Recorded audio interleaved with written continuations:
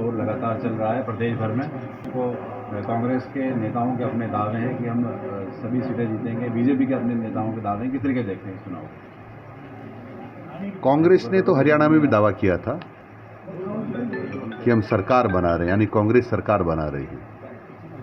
उड़ीसा में भी दावा किया था कि वो सरकार बना रहे हैं, लेकिन चारों खाने चित हुई कांग्रेस। राजस्थान में भी यही माहौल है। मैं अधिकांश सीटों पर होके आया हूँ, चारों खाने चित है। 7 में से 7 सीट भारतीय जनता पार्टी जीतेगी। और ऐसे लोगों को कौन वोट देना चाहेगा? जो कांग्रेस है उसके नेता है सोनिया गांधी जी, जो 2011 में ऐसा प्रस्ताव ला रही थी जिसका नाम था सांप्रदायिक हिंसा लक्षित अधिनियम। 2011 सांप्रदायिक हिंसा लक्षित अधिनियम ये था कि यदि कोई दंगा हो जाए हिंदू मुस्लिम का और उसमें हिंदुओं की महिलाओं के साथ बलात्कार हो, उनके घर जला दिए जाएं, लूट लिए जाएं, कितने भी जनहानि, कितना ही बड़ा नुकसान कर दो, तब भी दोषी हिंदू ही होगा।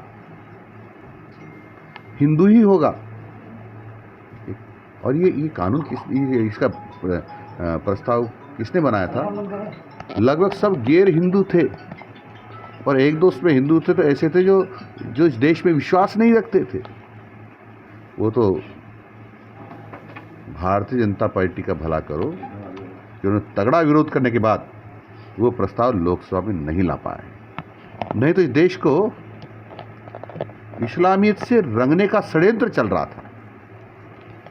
आपको ये भी पता होगा कि वक्फ अधिनियम 2013 संशोधित, उसमें ये प्रावधान था कि नमाज पढ़ने वाले लोग कहीं भी नमाज पढ़ लेते हैं या सामूहिक कार्यक्रम कर लेते हैं, धार्मिक कार्यक्रम कर लेते हैं या बैठ जाते हैं, और वो वक्फ के रजिस्टर में जाके लिख देते हैं कि ज़मीन हमारी है। तो कुछ दिन बाद जिला कलेक्टर को दरख्वास्त देंगे, साहब ये ज़मीन हमारी है, तो कलेक्टर को उनको कब्जा दिलाना पड़ेगा। यानी मेरी ज़मीन में बैठ गए तब भी कब्जा, किसी से बैठ गए कब्जा। ऐसे करके इन्होंने 25,000 मंदिरों पर दावा ठोका हुआ है कि वक्फ की ज़मीन है। यानी इस देश में देश की ज़मीन हड़प करके देश को इस्लाम देश बनाना चाहते थे, परंतु इसके मंसूबे पूरे नहीं हुए। ये कांग्रेस करना चाहती थी। ऐसे लोग कौन वोट देगा? जिसने भगवान राम के मंदिर का विरोध किया हो और ये कहा हो जी या मंदिर मत बनाइए या शौचालय बना दीजिए।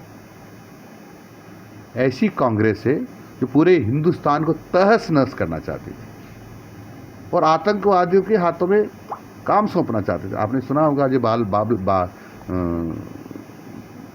बाटला हाउस में जब आतंकवादी मारे गए तो सोनिया गांधी रात भर आंसू बहाती रही।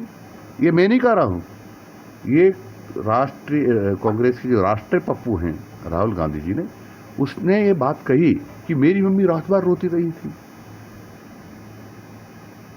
ये जो आतंकवादी कसाब जिसको सुप्रीम कोर्ट ने सजा सुना दी फांसी की, उसको बचाने के लिए रात को 12 बजे सुप्रीम कोर्ट के दरवाजे खटखटाए।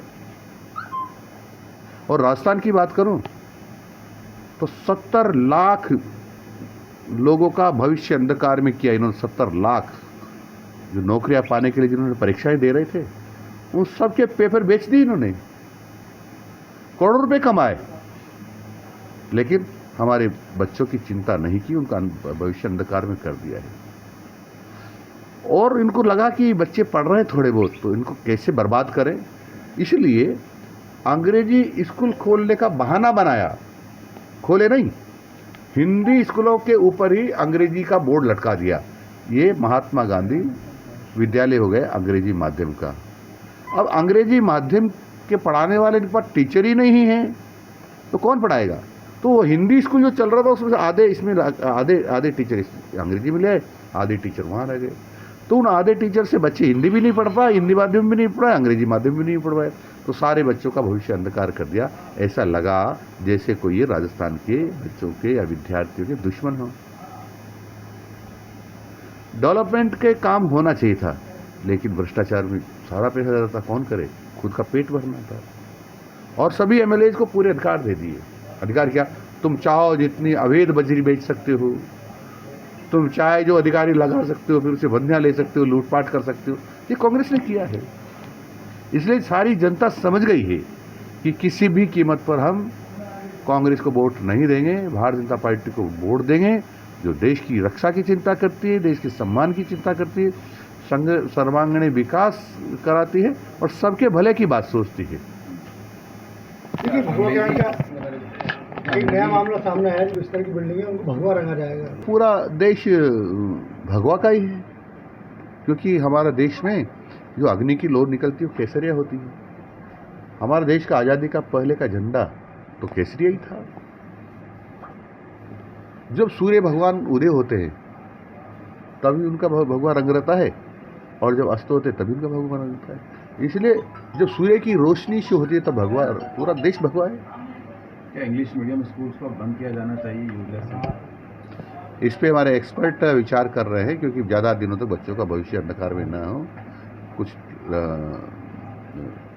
हम भी इसमें असेसमेंट कर रहे हैं, और इसके माननीय मुख्यमंत्री जी ने एक कमेटी बना दी है। वो सब इस पर विचार करके सार्थक निर्णय करेंगे। डोटासरा पेपर लीक कांड को लेकर देवली उनियारा विधानसभा सीट दौर में है, प्रचार उनका होगा या गुर्जर बीजेपी देखो, के पक्ष में न तो गुजरा को डाइवर्ट होगा, न मीणा को डाइवर्ट होगा, न राजपूत को डाइवर्ट होगा, न खटिकों को डाइवर्ट होगा, न मालियों का डाइवर्ट होगा।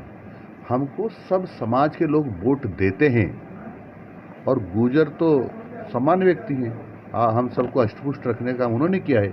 हमको दूध पिलाते थे वो लोग, और पिलाते हैं, आज भी पिलाते हैं। तो गुजर क्यों डाइवर्ट होगा? गुजर भी इस राष्ट्र की मुख्य धारा से जुड़े हुए हैं। जब मैंने कहा ना पहले आपको, सांप्रदायिक हिंसा लक्षित अधिनियम 2011 और वक्त अधिनियम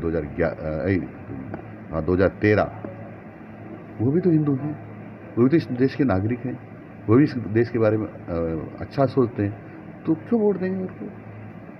पायलट के इस गढ़ में प्रचार से पूरी तरीके कदापि नहीं होगा, कदापि।